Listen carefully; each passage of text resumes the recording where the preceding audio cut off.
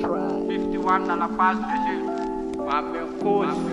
51 you be swang. Sandrany expérimental fa mikatsalo 51 amizany manambaram-bola tsy miala de feo ana mozika no anambara ny zavatra tsara mba hipetrako tantaro voaro aintsatsapoditsofona samboto maiky zay no mitotona hoe kolotsaina mainto mivizina RC mba hitoza filaminana hoanzy mande de mba hiteny hoe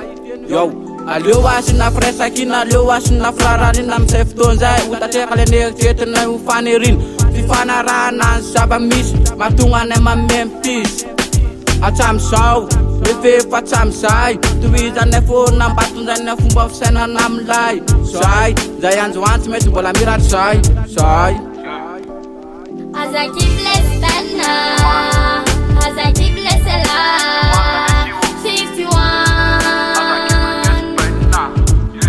As I keep it loud As I keep less than as I keep less alive 51 As I keep it loud apita fiarahamonina le Aintso Kolontsaina hoentina ampisaina analana sorisory tsy nataonay kisarisary na ko hoe kisarisary fa tsara manako ako tsy miatony feo hoe nampiary faingana inspiraka nataonay kalikaly tsy maintsy zay mikolo apita fatra hoany daholo hoan'ireo zay mihevitra anay ho tsisy saina nefa fomba malalaka foana no entinay miaina manerana ny tontolo misy afritka ohatrandrona nambodina maika ny tasina pisy mipasy mamena retsainy zay manalavitra ny aratsiny mezaka no mahafoana zay mba nakaiky amin'ny fareseny satria ty teny nomena mahazo anjara olo zay etra manasofona maheno As I keep less than as I keep less alive 51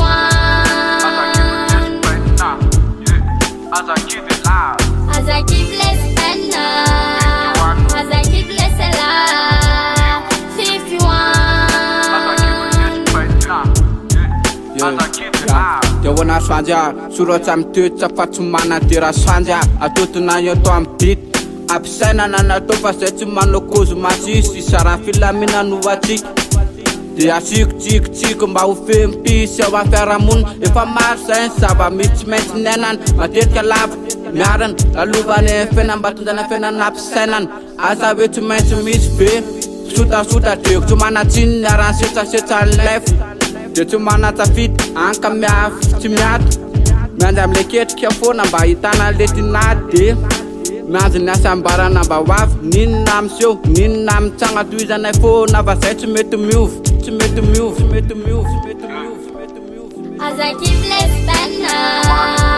as I keep less alive 51